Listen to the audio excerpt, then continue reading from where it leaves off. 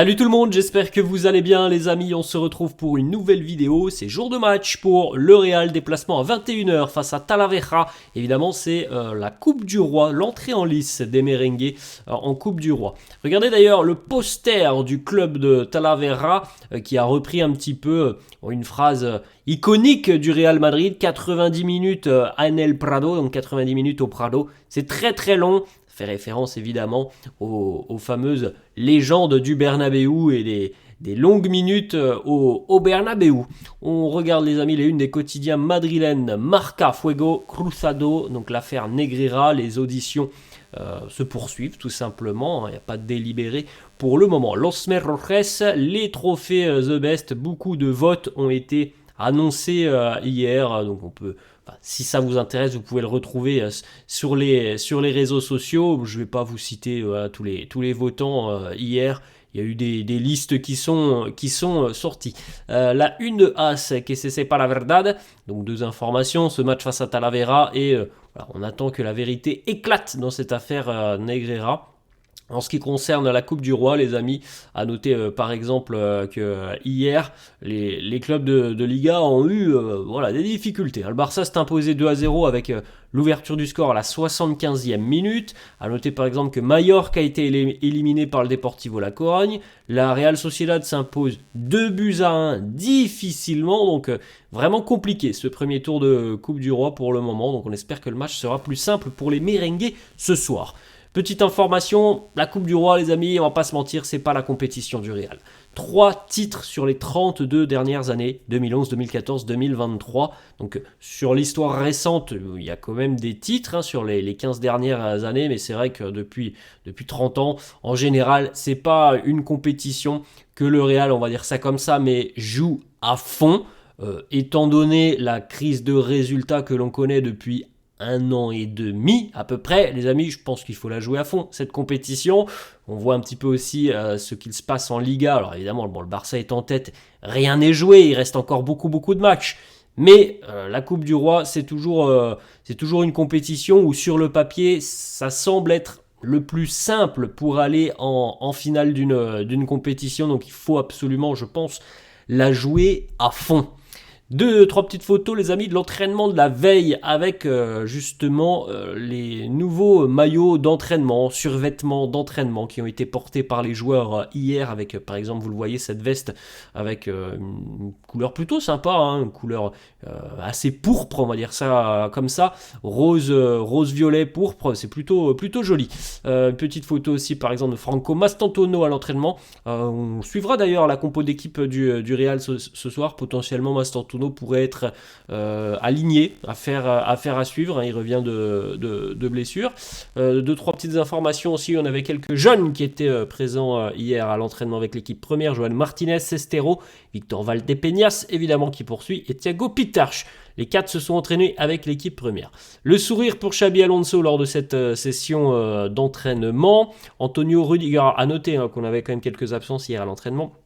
Rudiger ne s'est pas entraîné avec le groupe, il en est de même pour Fede Valverde, Dani Ceballos non plus, gastro-entérite, on le sait déjà pour Dani Ceballos, gastro pour les autres joueurs cités c'est plutôt des problèmes d'ordre physique.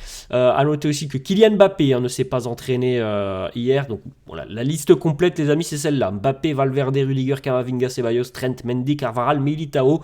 Voilà tous les joueurs qui ne se sont pas entraînés hier avant ce match de Copa del Rey. Les déclarations d'avant-match, Xabi Alonso qui nous dit, qui répond à la question d'un journaliste, est-ce que l'on va faire démarrer une équipe de remplaçants? Il nous dit non, nous voulons démarrer avec un 11 compétitif. Nous ne voulons pas de surprise sur ce tour de Coupe du Roi. Est-ce que les joueurs sont plus engagés maintenant? Il nous dit ça, c'est votre interprétation. Moi, de l'intérieur, je vois que tout le monde se bat. Tout le monde a les mêmes objectifs. On sait qu'il y aura des moments où ça se passera bien, d'autres où ça sera compliqué. L'unité, c'est fondamental. On essaye de se connaître les uns les autres le plus possible. On essaye aussi de savoir quand on est bien, quand on n'est pas bien. La concentration pour nous, c'est les prochains jours et finir l'année sur une bonne note. Notre ambition, c'est évidemment de s'améliorer. Qu'est-ce qui a changé chez Xabi depuis son arrivée au Real? Il nous dit beaucoup de choses dans mon coaching, ma gestion des hommes. J'apprends de toutes les situations, j'essaye de m'adapter, les joueurs en font de même. Le Xabi qui est arrivé au mois de juin n'est pas le même que le Xabi aujourd'hui. J'apprends beaucoup de choses, j'essaye de m'adapter et d'adapter mon style dans différentes manières. Est-ce que le club vous a dit que votre job, votre poste tout simplement, était sécurisé après la victoire face à Alaves? Il nous dit la situation est la même avant et après cette rencontre. Il y a une communication ouverte avec le club, du respect, de l'ambition et de la confiance. La situation de Rodrigo, il nous dit je suis très heureux que vous me posiez cette question parce que Rodrigo est une addition fantastique pour cette équipe. Pas seulement de par ses buts, mais aussi par son rôle, 4e milieu de terrain ou 3e attaquant. Il occupe ces deux positions. Il est très difficile à cibler sur le terrain de par ses qualités et l'équilibre défensif qu'il nous apporte. Et lorsqu'en plus de ça, on ajoute les buts avec ses qualités techniques, il est d'une importance fondamentale presque pour nous.